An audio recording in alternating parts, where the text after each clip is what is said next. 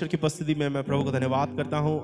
परमेश्वर आपको अनुग्रह दे, उस सेवकाई को पहचान कर आगे बढ़ने में परमेश्वर सहायता करे और भी परमेश्वर के लिए इस्तेमाल होने वाला एक पात्र बने और परमेश्वर आपके जीवन में उन कामों को करेगा जो जिसकी इच्छा आप रखते हैं। और बाइबल में एक शब्द ऐसा पाया जाता है कि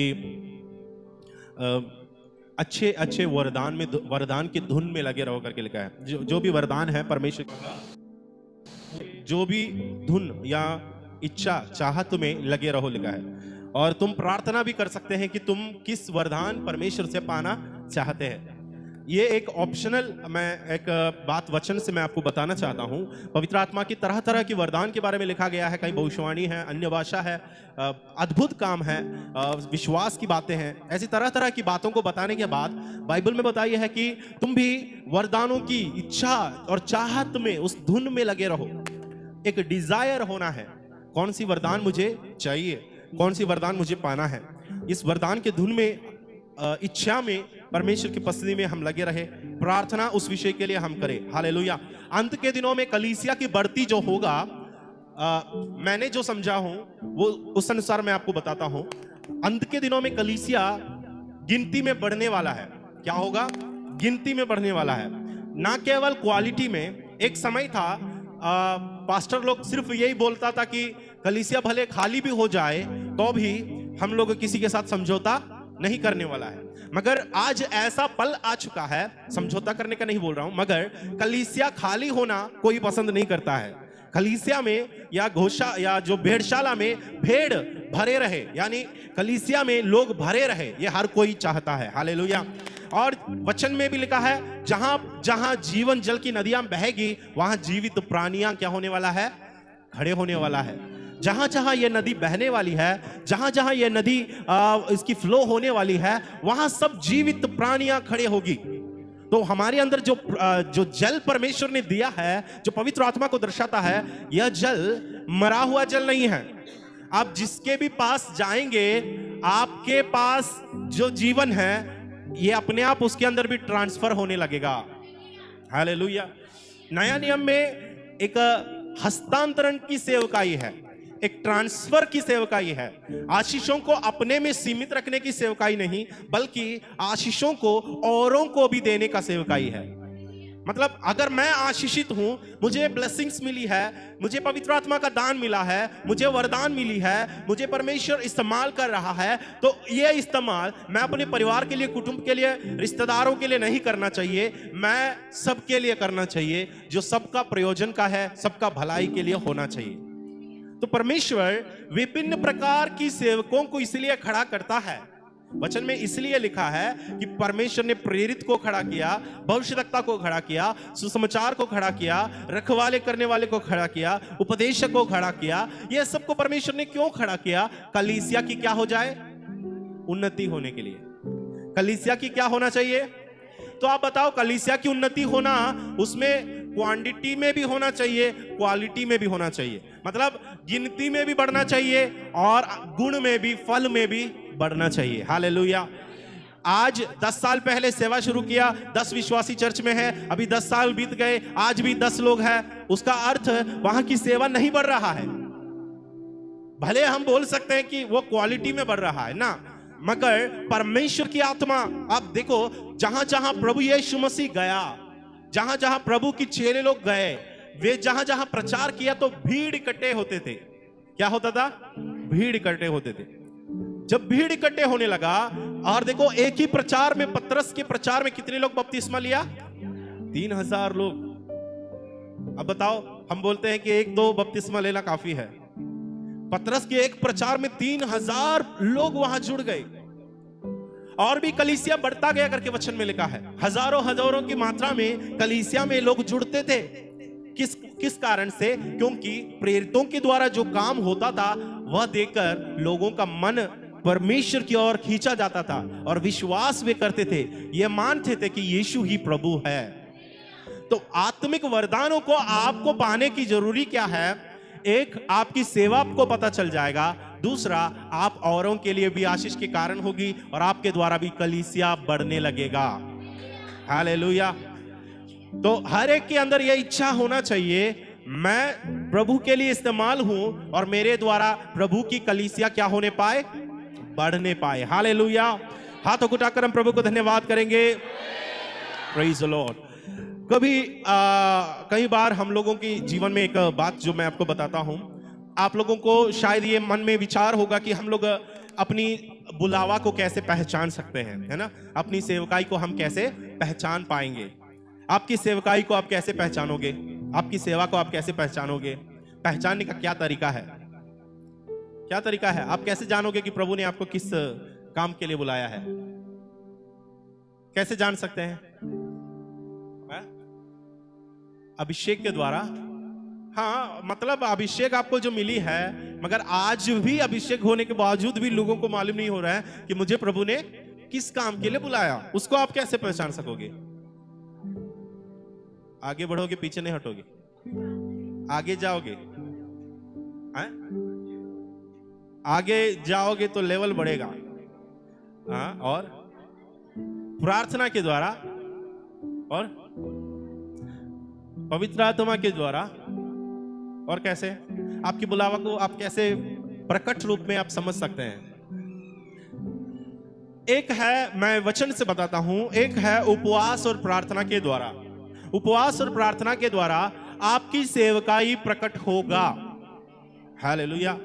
आपको मालूम है पौलुस, जिसका पुराना नाम क्या था, शाऊल। शाऊल जब उद्धार पाया, यीशु मसीह को ग्रहण किया, तो शाऊल कौन सी सेवा कर रहा था, आपको पता है। कौन सी सेवकाई में था वो, मालूम है आपको, नहीं पता है। क्या सेवा कर रहा था, सताने वाला, शैतान की सेवा कर रहा था। नहीं, मसीह को ग्रहण करने के बाद वो किसकी सेवा, मतलब किस प्रकार की सेवकाई वो कर रहा था।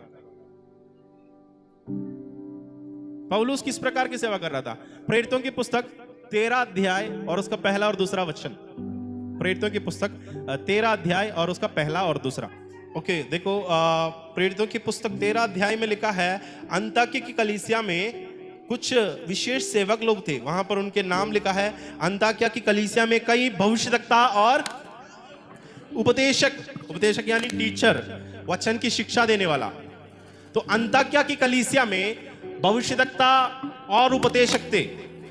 भविष्यद्वक्ता और उपदेशक थे। कौन कौन था, अर्थात बरनबास और शमौन, जो नीगर कहलाता है, जो नीगर कहलाते हैं, और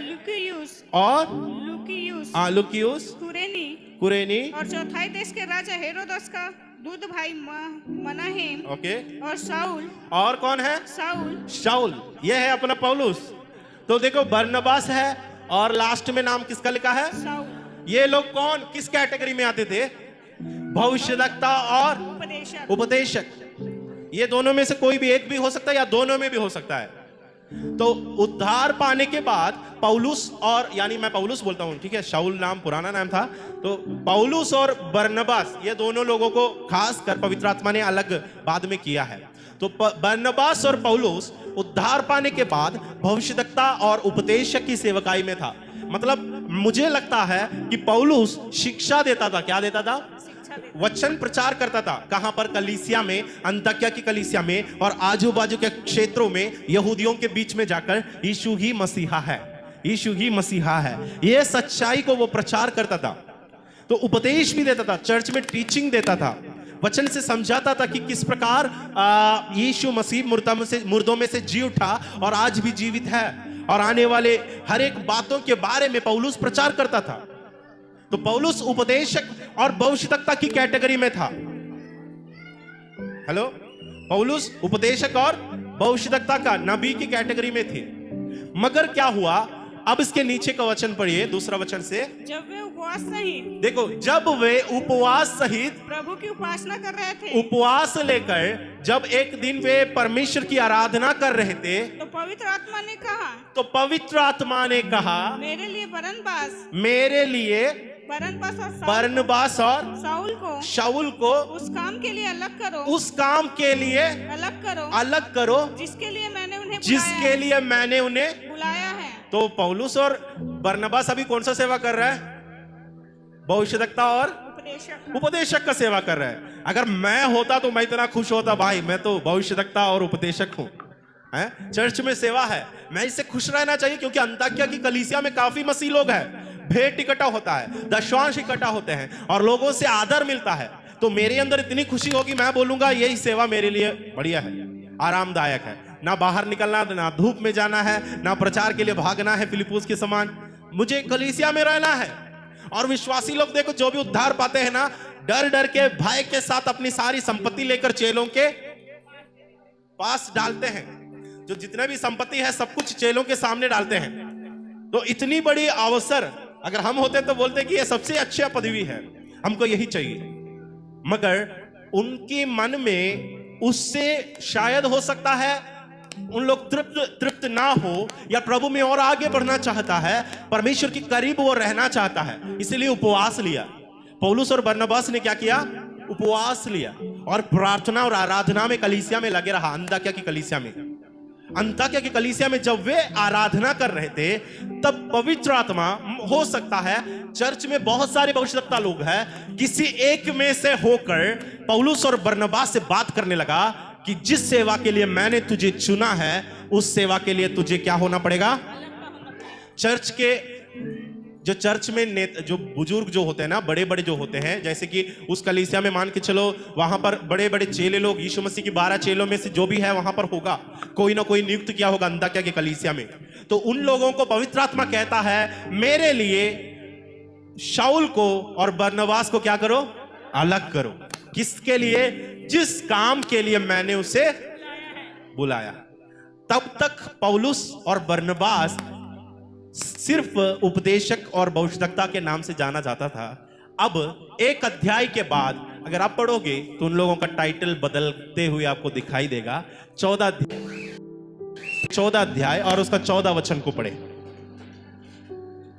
परंतु बरनबास और पौलुस प्रेरितों ने, परंतु बरनबास और पौलुस प्रेरितों ने, जब यह सुना, परंतु बरनबास और पौलुस प्रेरितों ने, क्या लिखा है? जब यह सुना तो क्या लिखा है उनका नाम के सामने?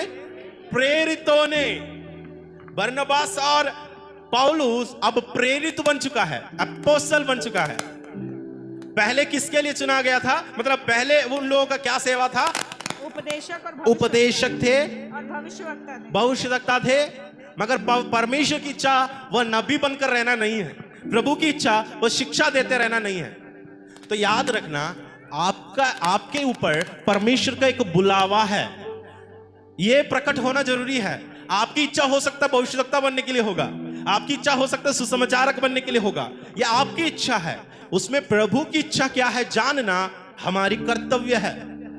अब मैं गलत जगह पर सेवा नहीं कर सकता हूं। अगर मुझे प्रभु ने भविष्यवक्ता के नाम से खड़ा नहीं किया और मैं भविष्यवाणी के एरिया में फोकस में रखना चाहता हूं तो उसमें मैं असफल पा जाऊंगा, मतलब असफल हो जाऊंगा, उसमें मैं सक्सेस नहीं हो सकता हूं। मैं भविष्यवाणी करूंगा इस साल मोदी प्रधानमंत्री नहीं बनने वाला है, और वो तो फेल हो जाएगा, मोदी तो आराम से सिंहासन पर बैठ जाएगा। क्यों? मेरी भविष्यवाणी फ्लॉप हो गया। दुनिया में कितनी भविष्यवक्ता लोग हैं, आपने सुना होगा, हैं? कुछ ना कुछ वे भविष्यवाणी करते हैं, आत्मा की अगुवाई से भी करते हैं, खुद की इच्छा से भी करते हैं, एक प्रेरणा से भी करते हैं। और उसमें कई भविष्यवाणियां पूरी हो जाती है, कई भविष्यवाणियां फेल होता है, क्योंकि सही निर्णय और सही बुलावा उनके अंदर ना होने के कारण। आजकल सबके नाम के सामने प्रॉफिट लिखना, मैंने बोला ना, सबके नाम के आगे प्रॉफिट लिखना लोगों को पसंद है। भविष्यवक्ता बनना चाहते हैं, भविष्यवक्ता। अरे परमेश्वर चाहे तो तुझे प्रेरित की पदवी, मैं सोचता हूं कि ये 5 सेवा सब बराबर है, अच्छा है, मगर सब में श्रेष्ठ एक पदवी है, प्रेरितों की जो पदवी। प्रेरित होना मतलब छोटी मोटी बात नहीं है।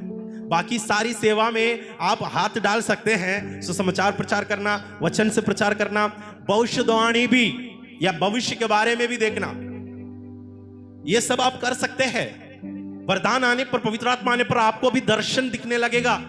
किसी भाई बहन के बारे में आपको परमेश्वर प्रकट कर देगा कि इसके साथ ये होने वाला है।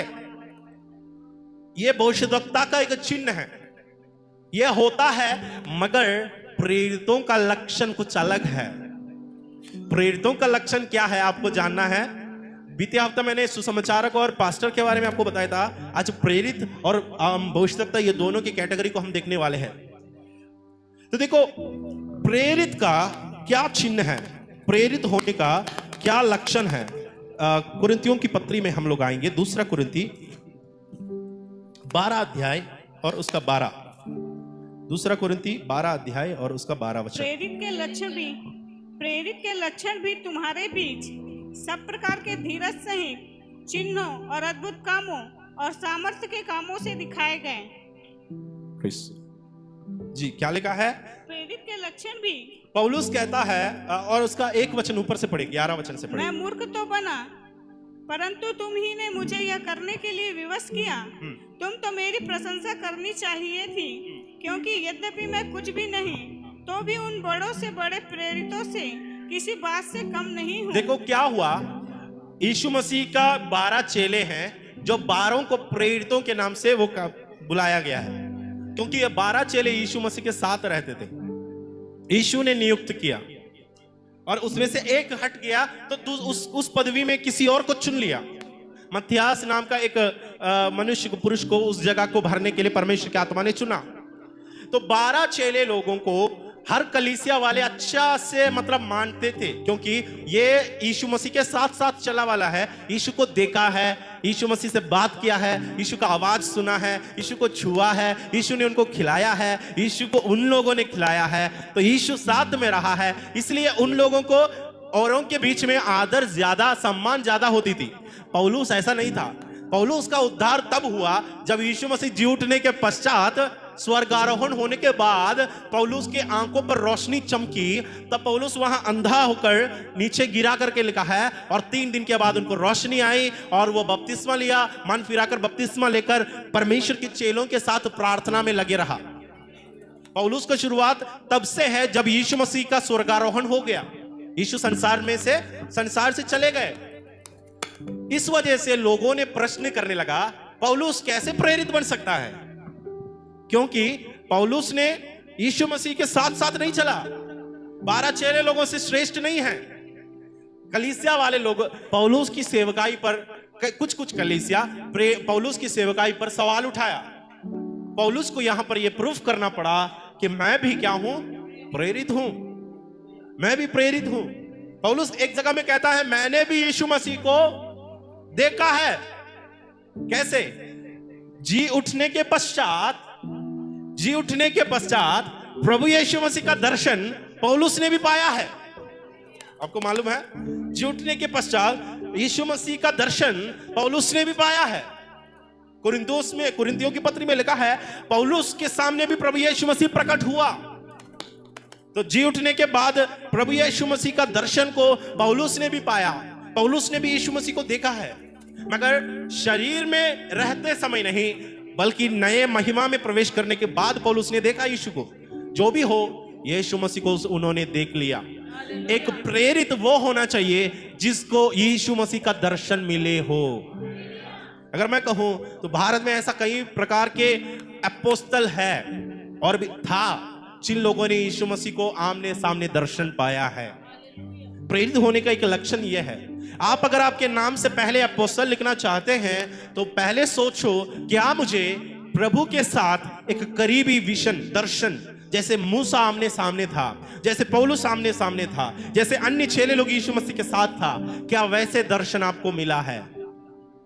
ऐसे यीशु के साथ इंटीमेसी, क्लोजनेस, जो निकटता होगी, उन्हीं लोगों के नाम के आगे प्रेरित लिख सकते हैं। और एक और गुण वहां पर लिखा गया है 12 में क्या लिखा है? प्रेरित के लक्षण भी तुम्हारे बीच सब प्रकार के धीरज सहित चिन्हों और अद्भुत कामों, साइंस, चिन्ह, मतलब प्रेरितों के द्वारा यह होना चाहिए। प्रेरितों के द्वारा हर प्रकार का चिन्ह चमत्कार होता है। प्रेरितों के द्वारा चिन्ह चमत्कार होता है, अद्भुत काम होता है और सामर्थ्य के काम होता है। माइटी वर्क्स, पावरफुल, मतलब जो काम लोगों के दिमाग के सोच से परे है, ऐसे काम प्रेरितों के द्वारा होता है। प्रेरित अगर बोलेंगे तो आसमान रुक सकती है, चांद सूरज को वो रुकवा सकते हैं, प्रेरित अगर बोलेंगे तो वो जैसे भविष्यवक्ता लोग कहते हैं कि वो मूसा लाल समुद्र को दो भाग किया, या हम जानते हैं कि और एलिया जो कर्मेल पर्वत पर चढ़कर आसमान को बंद करवा दिया, वैसे प्रेरितों के अंदर भी हर एक खूबी है, हर एक वरदान है। उन लोग चिन्ह चमत्कार करेंगे, अद्भुत काम करेंगे। उनकी परछाई पड़ने पर क्या होने लगेगा? बीमार चंगा होने लगेगा। उनके कर्चीफ लेकर बीमार के ऊपर डालेंगे ना, वो भी उतना सामर्थ उनके अंदर है। यीशु मसीह की चेलों में ऐसा हुआ है ना, पतरस जब चलता था तो उसकी परछाई पड़कर बीमार चंगे होते थे। पौलुस का कर्चीफ या कुछ किसी बीमार के ऊपर डालता था तो वो भी ठीक हो जाता था। ये प्रेरितों के साथ ये सामर्थ्य काम होता है। प्रेरित होने का लक्षण यह है। प्रेरित होने का लक्षण के बारे में पौलुस बताता है, और पहला कोरिन्थी 9 और उसका एक वचन शायद क्या लिखा है? क्या मैं स्वतंत्र नहीं, क्या मैं प्रेरित नहीं। देखो, कुरिन्थ वाले लोगों को पौलुस सबूत देता है, क्या मैं भी प्रेरित नहीं, क्या मैं स्वतंत्र नहीं, क्या मैंने हमारी प्रभु को नहीं देखा? हाँ, क्या तुम मेरे प्रभु में बनाए हुए नहीं? देखो, एपोस्टल्स उन लोग हैं जिन लोग परमेश्वर का दर्शन को पाते हैं, जिनके द्वारा चिन्ह चमत्कार होता है, अद्भुत काम होते हैं, और चंगाई छुटकारा के काम होता है, और जिनके द्वारा एक नींव भी डाल दिया जाता है, जहां पर एक कलीसिया उठ खड़े होने लगता है, जहां पर एक सेवकाई बढ़ने लगता है। तो प्रेरितों में एक सेवकाई, सबसे बढ़िया एक सेवकाई है। उस सेवकाई में क्या होता है? नींव डालता है कलीसिया की, चर्चेस की, प्लांटेशन करते हैं। हमारा फाउंडर था जो अभी खत्म हो गया था, उनका बड़ा भैया है, और नींव डालते हैं, सेवा का नींव डालने का। आज कलीसिया फैल गई, सब जगह फैल जाता है। अंताकिया के कलीसिया, कुरिन्थुस की कलीसिया, ऐसी तरह तरह की जगह में पौलुस जाकर प्रचार किया, जहां एक भी परिवार, एक भी विश्वासी नहीं थे, वहां पर आज कलीसिया खड़ा हुआ। पौलुस बोलते हैं, क्या तुम प्रभु में मेरे बनाए हुए नहीं? मतलब इस खेत को मैंने बनाया, उस प्रकार से पौलुस वहां पर समझाते हैं। खैर बढ़ाने वाला परमेश्वर है, यह बात पौलुस जानते हैं। मैंने बोया, बढ़ाने वाला तो प्रभु है, सींचा कोई और होगा, मगर महिमा परमेश्वर को मिलना चाहिए। हालेलुया। तो देखो, तरह तरह की सेवकाई हम लोग यहाँ बाइबल में देख सकते हैं, जिसमें अलग अलग बातें हम लोग यहाँ पर समझ सकते हैं कि प्रेरितों की सेवकाई का ये खासियत है, उन लोगों के अंदर ये वरदान होता है, तभी वो प्रेरित कहला सकता है। भविष्यवक्ता अगला है। भविष्यवक्ता के अंदर वह खूबी होती है जो दर्शन देखकर, पुराना नियम में भविष्यवक्ता को सीयर मतलब देखने वाला कहते थे। वो भविष्य को देखता था, होने वाली चीजों को देखते थे, आपके लाइफ के बारे में देखते हैं। भविष्यवक्ता लोगों के अंदर यह गुण होता है कि वह आपके लाइफ के बारे में जान सकते हैं। अगर कोई भी यहां पर पास्टर, हम सबको पास्टर बुलाते हैं ना, कोई भी गेस्ट आए तो हम बोलते हैं पास्टर आ गया, पास्टर आ गया। आज कौन सा पास्टर आने वाला होता है? एक्चुअली हो सकता है वो तो पास्टर भी नहीं होगा, उनको ना खुद का चर्च है, हम लोग, मगर हमको मालूम नहीं, हम सबको पास्टर बोलते हैं। सब पास्टर नहीं है, कुछ को पास्टर बनाया, कुछ को प्रेरित बनाया, कुछ को भविष्यवक्ता बनाया, कुछ को उपदेशक बनाया। तो हम लोग क्या करते हैं? सबको पास्टर आ गया, पास्टर आ गया। आज कौन सा पास्टर आएंगे? पास्टर नहीं हो सकता है, वो भविष्यवक्ता हो। भविष्यवक्ता को भविष्यवक्ता के रूप में स्वीकारना चाहिए। वचन में क्या लिखा है? भविष्यवक्ता समझकर एक गिलास पानी तुम उसको पिलाओगे, उसका प्रतिफल, भविष्यवक्ता का प्रतिफल ही तुम भी पाएंगे। जो भविष्यवक्ता को भविष्यवक्ता के रूप से आदर देगा, उसी आदर तुम्हें भी मिलने वाला है। मैंने देखा हूं कई भविष्यवक्ता लोगों के साथ सेवा करने वाले लोग आज बहुत बड़ा भविष्यवक्ता बन गया है। हमारे वहां पर भी बहुत सारे भविष्यवक्ता लोग हैं, उन लोग पहले असिस्टेंट था, किसी न किसी छोटी छोटी सेवा करता था, मगर आज प्रभु ने उसको खड़ा कर दिया और बड़े बड़े सेवा लोग करते हैं।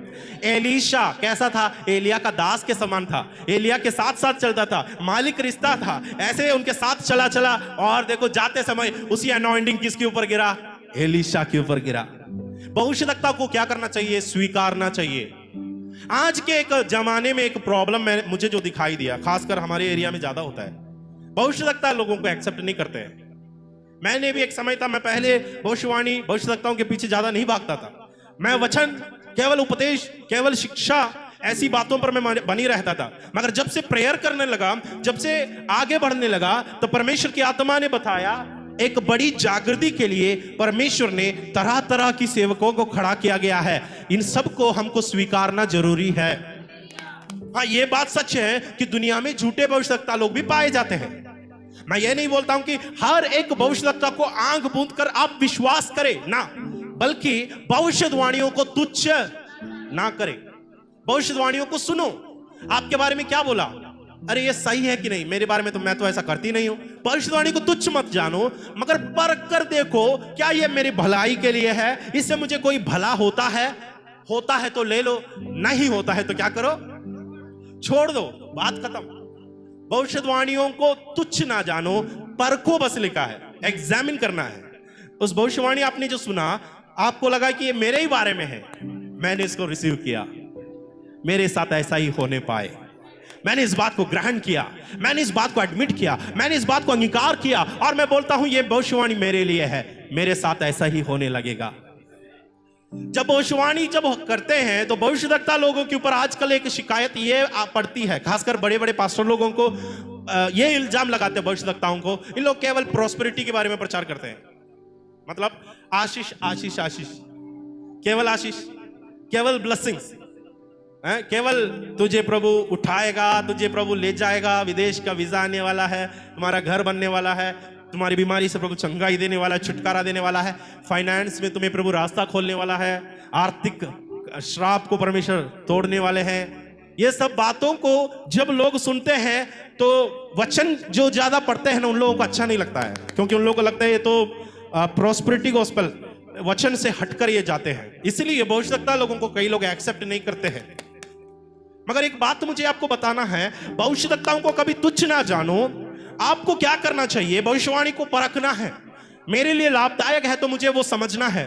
और भविष्यवक्ताओं का सेवकाई जैसे कुछ लोग समझते हैं, मेरे पास एक बहन आकर बोली कि भविष्यवक्ता लोग ऐसा होता है क्या, उन लोग आशीष के बारे में बोलते रहेंगे। पुराना नियम के भविष्यवक्ताओं को देखो, लोगों को डांटते थे, लोगों को श्राप देता था, लोगों को दंड के बारे में प्रचार करता था, लोगों को पाप के बारे में बोलते थे। नया नियम में ऐसा कोई भविष्यवक्ता नहीं बोले। उस बहन मेरे पास आकर ऐसा बोली तो मुझे लगा ये बहन पुराना नियम से नया नियम में नहीं आई है, आज भी कहां पर पड़ी है, पुराना नियम में पड़ी है। इसलिए परमेश्वर का क्रोध क्रोध क्रोध, प्रभु का दंड तुम पर आएगा, दंड तुम पर आएगा। कलीसिया में विश्वासियों को दंड के बारे में नहीं प्रचार करना। विश्वासी लोग उन लोग हैं जो मसीह में धर्मी गिने गए हैं। वचन में क्या लिखा है, कोई भी बाहर वाला मनुष्य कलीसिया में आएंगे तो भविष्यवक्ता जो भविष्यवाणी करेगा, उनके मन की बातों को भविष्यवक्ता परख कर सामने रख देंगे, वो अपने पाप के बारे में उनको पश्चाताप हो जाएगा, वो भी यीशु मसीह को ग्रहण कर लेगा। ये बाहर वालों के बारे में लिखा है। उसका अर्थ यह नहीं कि अंदर वाले लोग पाप करेंगे तो भविष्यवक्ता नहीं पकड़ेगा, वो भी पकड़ेगा। मगर भविष्यवक्ता केवल यही सेवा नहीं करता है, भविष्यवक्ता आशीष का सेवकाई भी करेगा, शांति की सेवा करेगा, आत्मिक और शारीरिक और आर्थिक उन्नति का भी सेवा करेगा। वचन है 1 कुरिन्ती 14 अध्याय, और वहां पढ़ते जाए, दूसरा वचन से पढ़े, 1 कुरिन्ती 14 अध्याय। क्योंकि जो अन्य भाषा में बातें करता है, वह मनुष्य से नहीं परंतु परमेश्वर से बातें करता है, हाँ, उसकी बातें कोई नहीं समझता, हाँ, क्योंकि वह भेद की बातें आत्मा में होकर बोलता है। परंतु जो भविष्यवाणी करता है, ओके, तीसरा वचन, परंतु जो भविष्यवाणी करता है वह मनुष्यों से उन्नति और उपदेश और शांति की बातें कहता है। वो किस बातें कहता है, जो भविष्यवाणी, अच्छे से इस वचन को लिख लेना, जो भविष्यवाणी करता है वो मनुष्यों से उन्नति, उपदेश, शिक्षा, मतलब टीचिंग्स, और किस बातें कहेंगे, शांति की बातें कहेंगे, लिखा है। अब बताओ आपकी शांति की बात क्या है। आपके अंदर कर्ज है, मान के चलो आपको 5 या 10 लाख का कर्ज है, कर्ज से दबे हुए आप यहां बैठे हैं और उसका बोझ लेकर आप प्रभु के भवन में आए हैं। भविष्यवक्ता यहां खड़ा हुआ और उसने उस बहन की ओर इशारा किया, उस भाई की ओर इशारा किया और बोला, बहन, परमेश्वर आपके कर्ज से छुटकारा देने वाला है। अब बताओ उस बहन को शांति होगी कि नहीं, होगा कि नहीं? इससे शांति होगा कि वो बहन को ये बोलने के द्वारा शांति होगा, तुम्हें दंड मिलेगा, तुम्हें परमेश्वर मारने वाला है, तुम जल्दी निपट जाओगे। किस बात से शांति मिलेगी? अब बताओ किस बात से शांति होगी? जिनका जो जो समस्या है उस समस्या से समाधान होने से उनको शांति मिलती ही है। उसको रोकने वाला मैं और आप कौन है? अरे मेरी भविष्यवाणी से उस बहन को शांति मिलती है, उनकी भविष्यवाणी से इस भाई को शांति मिलती है, तो उसे रोकने वाला मैं कौन हूं? मैं बोलता हूं ये तो केवल आशीष के बारे में बोलता है। उनका तकलीफ क्या है मैं नहीं जानता हूं, उनकी समस्या क्या है मैं नहीं समझता हूं। जब एक भविष्यवक्ता आता है उनकी समस्या के बारे में बताता है, हम ये ना देखें कि अरे यार ये तो केवल उसी बहन के बारे में ही बोलता है, इस भाई के बारे में ही बोलता है, उससे ही बस ये करते रहते, मेरे से बात नहीं करता, इसलिए चिढ़ जाते, नाराज हो जाते। बिल्कुल नहीं। जब कभी भविष्यवक्ता तुम्हारे बीच में है, शांति की बातें वो कहेंगे। इंग्लिश बाइबल में कंफर्ट लिखा है, कंफर्ट, जिससे मुझे कंफर्ट मिले, जिससे मुझे शांति मिले, जिससे मुझे आराम मिले। अब वो मेरा वीजा के विषय में है तो मेरा वीजा मिलने से मुझे आराम मिलेगा, मेरा मन बेचैन है, मुझे वीजा मिलने से मुझे आराम मिलती है, तो मैं न्याय करने के लिए, मैं दोष लगाने के लिए मैं कौन हूं? ये गलती लोगों के साथ होता है। इसलिए भविष्यवाणी सेवकाई को तुच्छ जानते हैं लोग आजकल। इस कारण से भविष्यवक्ता लोग कम हो गया। क्यों? क्योंकि भविष्यवक्ता लोगों का आदर करने वाली पीढ़ी नहीं है। जो कोई भविष्यवक्ता है तुम्हारे बीच में तो पहले उसको जज करते हैं, उसको दोष लगाते हैं, बोलते हैं ये तो ऐसा भविष्यवाणी क्यों किया, बोलते हैं। भविष्यवाणी को आप परखो, आपके लिए लाभदायक है ले लो, आपके लिए नहीं है तो छोड़ दो, किसी और के लिए तो होगा। आपका काम का नहीं था, आप छोड़ दो ना, क्या दिक्कत है? आप फिर क्यों सबके लिए ये बोलने रहते हैं कि ये गलत है, ये गलत है, ये गलत है? ना, जज नहीं करना जब तक पवित्र आत्मा की परख की आत्मा आपके अंदर ना हो। तो भविष्यवक्ता शांति की बातें कहती है। उसका 31वां पद भी पढ़िए, 14 का 31। क्योंकि तुम सब एक एक करके भविष्यवाणी कर सकते हो। क्योंकि वचन में क्या लिखा है? क्योंकि तुम सब एक एक करके भविष्यवाणी कर सकते हो, भविष्यवाणी कर सकते हो, ताकि सब सीखे, क्योंकि सब सीखे और सब शांति पाए, और सब शांति पाए। अब बताओ आपको कौन सी भविष्यवाणी करना है? लोगों को शांति मिलने की भविष्यवाणी करना है, लोगों का मन बेचैन होने की, अशांति की भविष्यवाणी करना है। वचन में लिखा है तुम सब क्या करो? एक एक करके भविष्यवाणी, तुम सब एक एक करके भविष्यवाणी कर सकते हो। आप सब, पौलुस कहता है तुम सब भविष्यवाणी करो। कॉन्टेक्स्ट में अगर देखें तो वहां पर ऐसा कहा गया कि अगर कलीसिया में 10 भविष्यवक्ता है, सब एक साथ मत करो, एक एक करके करो, एक एक करके भविष्यवाणी करो, और सब लोग करो। भविष्यवक्ता को तुच्छ नहीं करता है पौलुस बोलता है अगर तुमको भविष्यवाणी के अंदर आत्मा है, वरदान है, तुम भी भविष्यवाणी करो, क्योंकि तुम्हारी भविष्यवाणी से लोगों को शांति मिलने वाली है। वहां पर यह नहीं लिखा कि आत्मिक शांति मिलेगा या शारीरिक शांति, कुछ भी नहीं लिखा। भाई शांति जिसमें भी हो वो तुम्हें मिल जाएगा, क्योंकि परमेश्वर शांतिदायक है, शांति का राजकुमार है, वो तुम्हें शांति दे सकता है। तो भविष्यवक्ता को तुच्छ ना जानो, भविष्यवाणी को तुच्छ ना समझो, क्योंकि भविष्यवक्ता लोग अगर आत्मा में भरकर किसी का भी विषय को जब बताएंगे तो आप उससे चिढ़े ना कि ये प्रॉस्पेरिटी बताया, वो ये बताई, ऐसा बिल्कुल ना करो, क्योंकि वचन की जानकारी आपके अंदर ना होने के कारण आप ऐसा बोलते हैं। पुराना नियम की सेवकाई में यिर्मयाह, यशायाह, यहेजकेल, दानियेल आदि लोगों ने जब भविष्यवाणी किया, वो कलीसिया की उन्नति के लिए नहीं था। याद रखना, मेरी बातों को बुरा मत समझना, गलत मत समझना। यिर्मयाह, यशायाह, योना, जितने भी भविष्यवक्ता है पुराना नियम में, उन लोगों ने भविष्यवाणी कलीसिया बढ़ाने के लिए नहीं किया।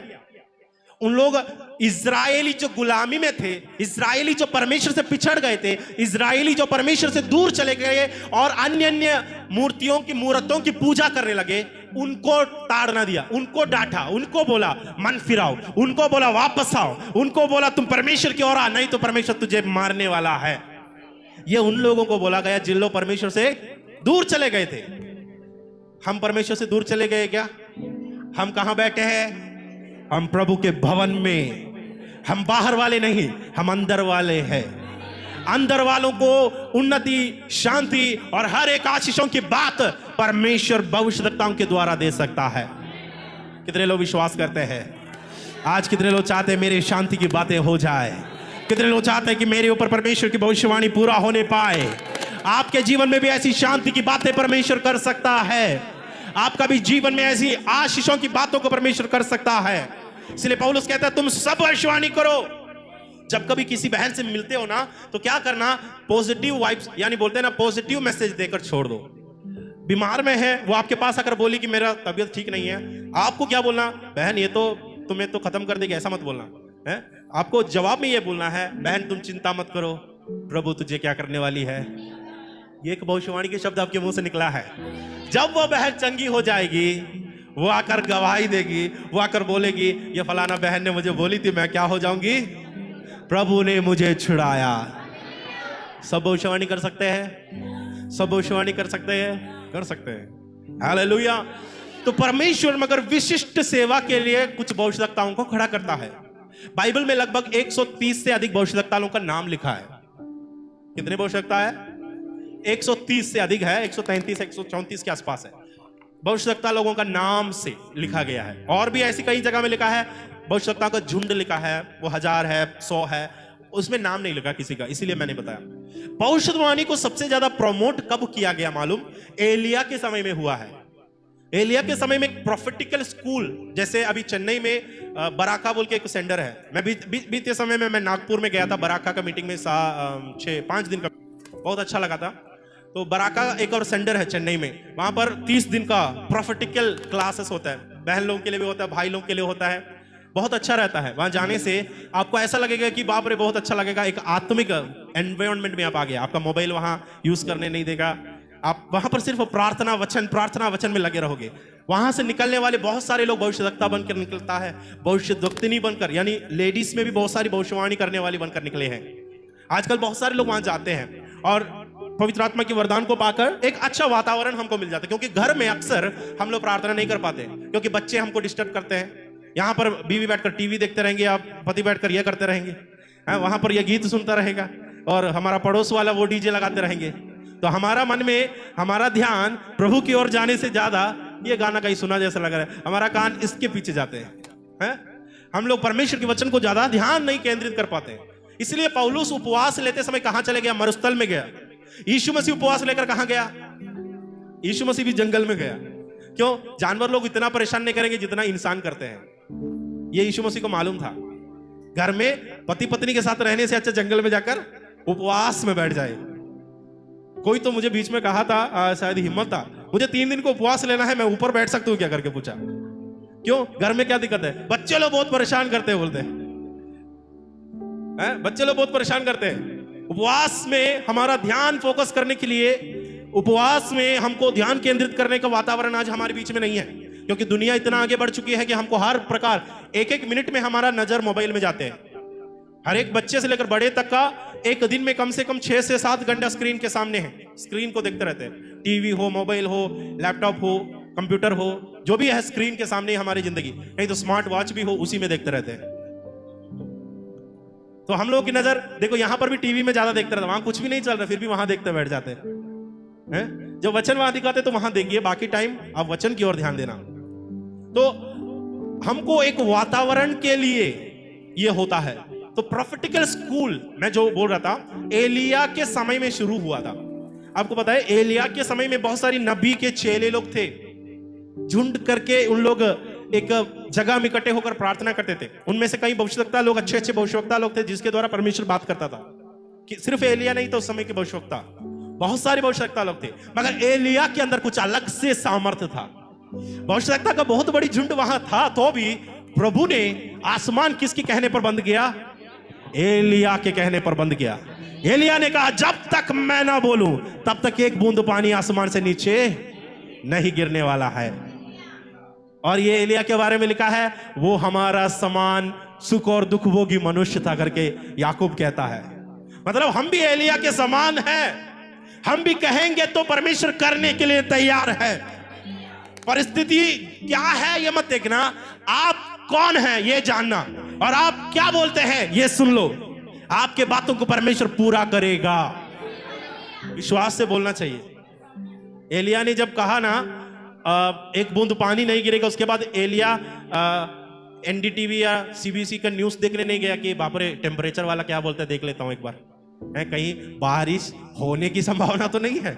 न्यूज़पेपर में जानकर देखा भाई कौन से टेम्परेचर कितना चल रहा है बाहर का, ये नहीं, उसके अंदर कोई शक नहीं है। अगर उसने कह दिया एक बूंद पानी उसके कहे बगैर नहीं गिरने वाला है, ये भविष्यवक्ता को परमेश्वर के साथ इतना एक्सेस है और वो परमेश्वर का मुंह बन जाता था। मुंह, प्रॉफिट, भविष्यवक्ता परमेश्वर का माउथ पीस था, यानी बॉक्स था। बॉक्स जो स्पीकर आप देखते हो ना, परमेश्वर का स्पीकर था भविष्यवक्ता।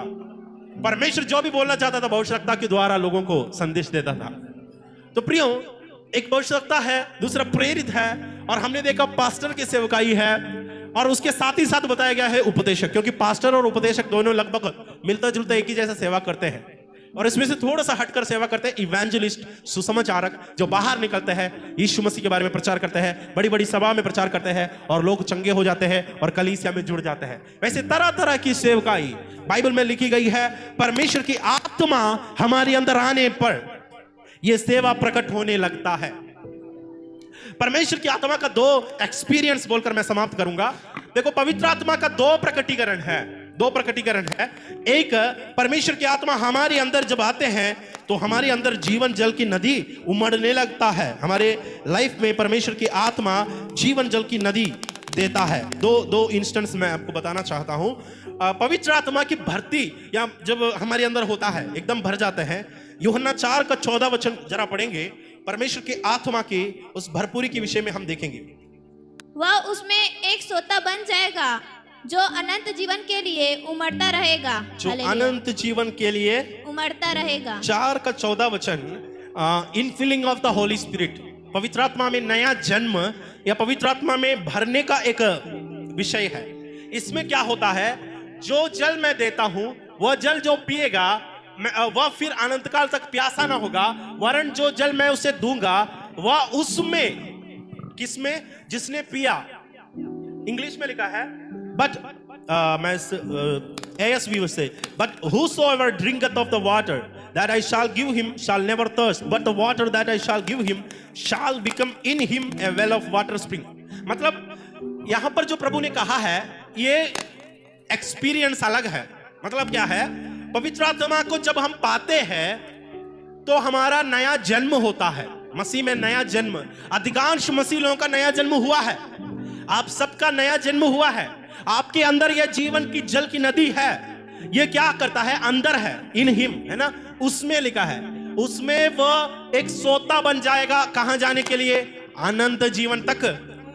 हाँ, आपके अंदर एक स्रोत है, एक श्रोता है जो जीवन जल की नदी का। जिस समय यीशु मसीह पर आपने विश्वास किया उस समय यह जल आपके अंदर है, मगर ये एक्सपीरियंस अलग है। कारण क्या है, ये अंदर ही अंदर है। अंदर से जीवन जल की नदी अनंत काल की कनेक्शन में है। अब दूसरा एक इंस्टेंस मैं आपको बताता हूं। यूहन्ना रचित सुसमाचार 7 अध्याय उसका 38वां वचन पढ़े। तो मेरे पास आए और पिए, जो मुझ पर विश्वास करेगा, जैसा पवित्र शास्त्र में आया है, उसके हृदय में से जीवन के जल की नदियां बह निकलेगी। उसके हृदय में से जीवन के जल की नदियां बह निकलेगी। जीवन जल की नदियां बह निकलेगी। ये देखो, ये दोनों दो घटना है। इसमें पहले वाले में हम सब शामिल है, दूसरा